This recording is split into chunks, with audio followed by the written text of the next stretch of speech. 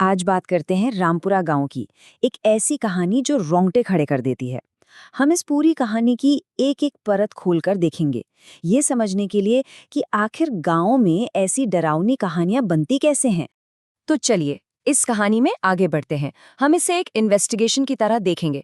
सबसे पहले बात होगी गांव में फैले डर की। फिर पता चलेगा कि इस श्राप का पहला शिकार कौन बना। इसके बाद सुरागों को जोड़ा जाएगा और फिर सामने आएगा उस डायन का कड़वा बदला। और आखिर में हम देखेंगे वो आखिरी आध्यात्मिक लड़ाई। तो कहानी की शुरुआत होती है रामपुरा से। सोचिए, एक ऐसा गांव जहां रात होते ही एक अजीब सा भयानक सन्नाटा पसर जाता है। लोग लालटेन की मध्यम रोशनी में एक दूसरे के पास बैठे हैं और सबकी आंखों में एक ही डर है, एक अनकहा खौफ। गांव के लोगों को पक्का यकीन हो चला है कि ये जो भी अजीबोगरीब घटनाएं हो रही हैं वो किसी टोटके का असर है, मतलब कोई काला जादू कर रहा है। और इस एक सोच ने पूरे गांव में दहशत फैला दी है। तो यहाँ समझने वाली बात यह है कि गांव वालों के लिए ये कोई इत्तेफाक नहीं है, कोई बुरी किस्मत नहीं। उन्हें लगता है कि ये एक सोचा समझा सुपरनैचुरल अटैक है। तो अब आते हैं इस पूरे रहस्य के सेंटर पॉइंट पर।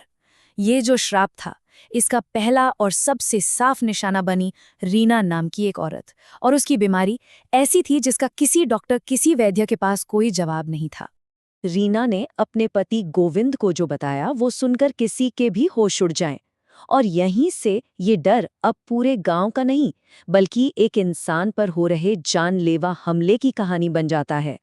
रीना की हालत बहुत तेजी से बिगड़ने लगती है और जो लक्षण दिख रहे थे वो किसी बीमारी के नहीं, बल्कि ऐसा लग रहा था जैसे किसी बुरी आत्मा ने उसे जकड़ लिया हो। अब गांव वालों के लिए ये जानना और भी जरूरी हो गया कि आखिर ये सब कर कौन रहा है। रीना की बिगड़ती हालत देखकर अब गांव वाले और इंतजार नहीं कर सकते थे। गांव के पंडित जी की अगुवाई में सब लोग मिलकर सुराग ढूंढने निकल पड़ते हैं, एक बेचैनी के साथ कि आखिर इस श्राप के पीछे है कौन। और पहला सबसे बड़ा सुराग मिलता है गांव के तालाब के पास, जहां कुछ बच्चे खेल रहे थे और उन्हें वो चीजें मिलती हैं जो किसी पूजा पाठ या टोटके में इस्तेमाल होती हैं। अब जरा देखिए कि मिला क्या क्या।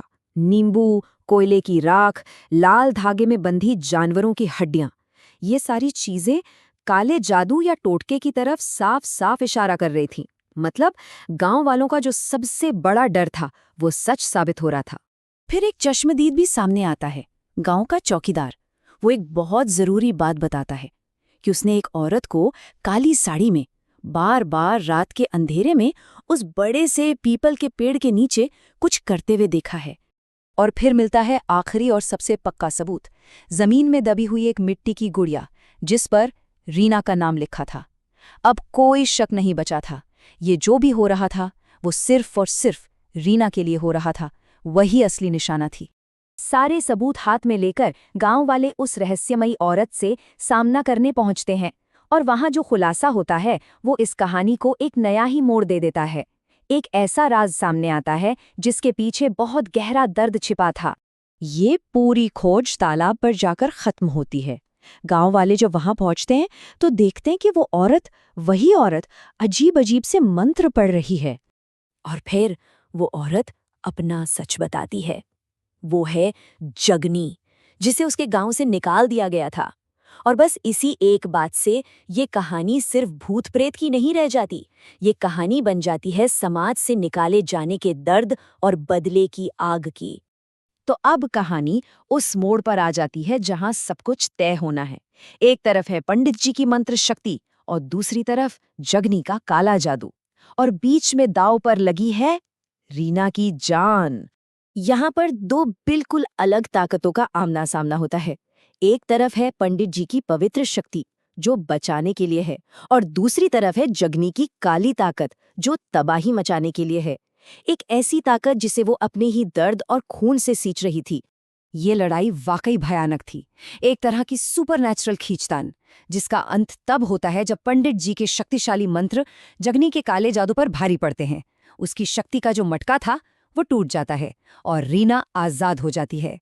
जगनी तो खत्म हो गई, श्राप भी टूट गया, लेकिन कहानी यहाँ खत्म नहीं होती। इस पूरी घटना ने गांव वालों के दिलो दिमाग पर एक ऐसा गहरा जख्म छोड़ा, एक ऐसा डर बिठा दिया जो शायद कभी नहीं मिटेगा।